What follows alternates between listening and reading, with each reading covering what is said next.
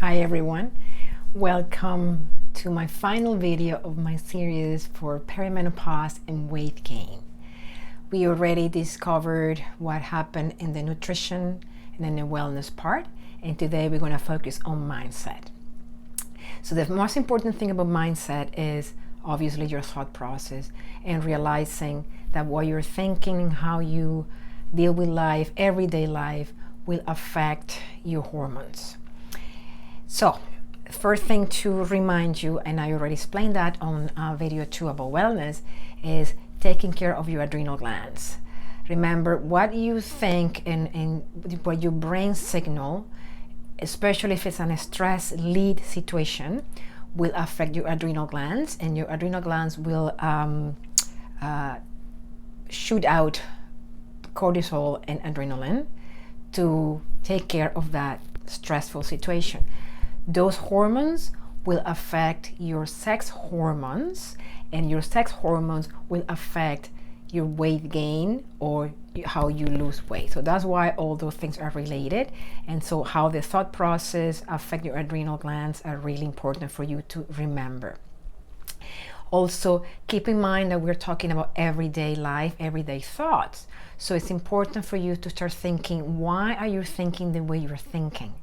Why you're approaching certain things in a particular way? Why have you no look for other alternatives to deal with certain things? So I know sometimes come from past experiences, of course, but it will be interesting to start being aware of why you think the way you think.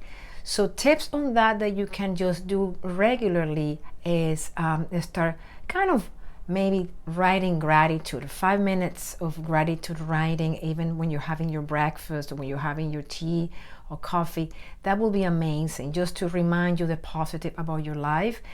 Listening to a happy or positive podcast, some meditation. There's a lot of help out there for meditation. It doesn't have to be long. The meditation it's not your brain. The meditation is in your heart. So if your heart is full, you're going to meditate faster or easier. And very important is the everyday activity that I'm talking about. And it's not easy. It's not easy to change our thought process. You need practice, you need time, but it is possible.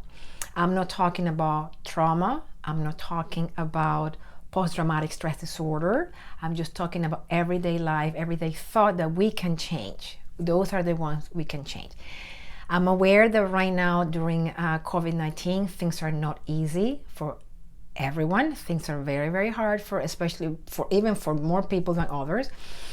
And those are stressful situations, people losing jobs, losing income, families, kids at home. So all those things are there, and I know, but you could start noticing your reaction to certain things. For example, if you're a person that is working and you get many emails and you have a to-do list that is very big, start prioritizing what you really need to do on a particular day. You might not need to do everything that you think you have to, but in your brain you have to, and in your brain you think you need to, but you don't. So take 3 or 4 activities or 3 or 4 things that you have to respond, and start delegating other things for later to other people, for later on the week, later on the day.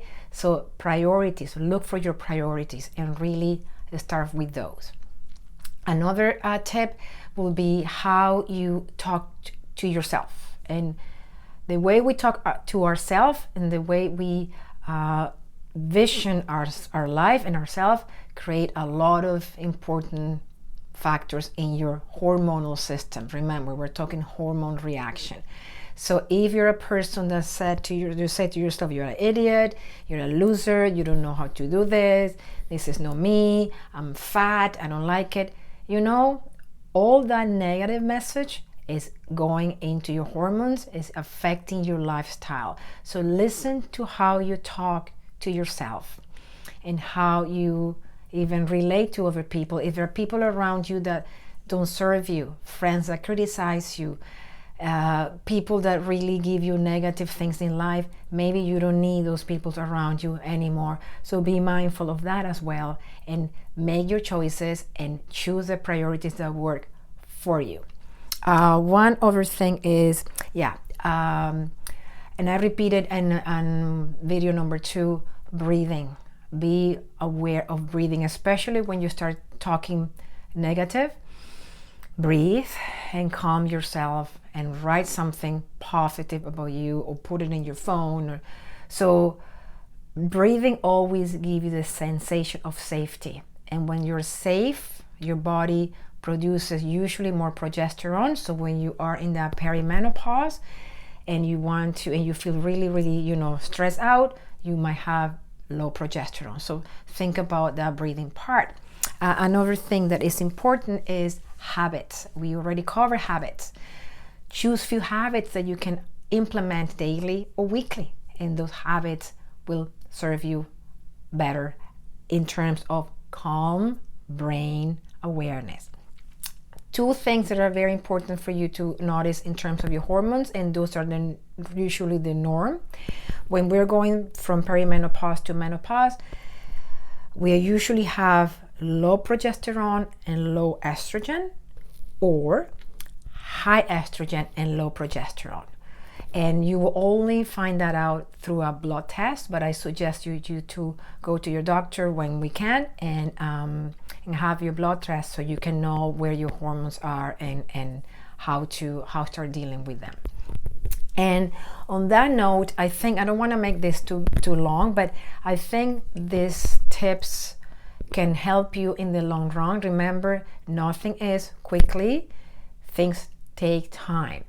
That also reminds me, when you are feeling that you are on a plateau, meaning that you're not losing the weight you want, and you feel like, oh my God, this is not what I want, and I'm working so hard, you need to pick up and continue. If you have that pizza one day, if you have that cake one day, you don't need to beat yourself down and put yourself down. Just pretty much do what you need to do. Next day you go back on and pick up yourself. And that's the way you're gonna see results, and that's the way the consistency works. So now we are done with our series. I really thank you, because I have received many, many beautiful text, emails, and messages about these 3 videos that are helping a lot of women. So I appreciate this. And if you are inspired, if you need to go deeper in what you are looking for, if you want me to help you with changes and what is struggling in your life, I'm more than happy to help you. Book a wellness call, completely free, and we can really discover how you can continue and go on in a more helpful, easier, and happy way. I love working one-on-one, and I work going deeper in your needs and what you need and your lifestyle and what will be best for you. So connect, don't be shy. We can always talk. So thank you, everyone, and I see you soon.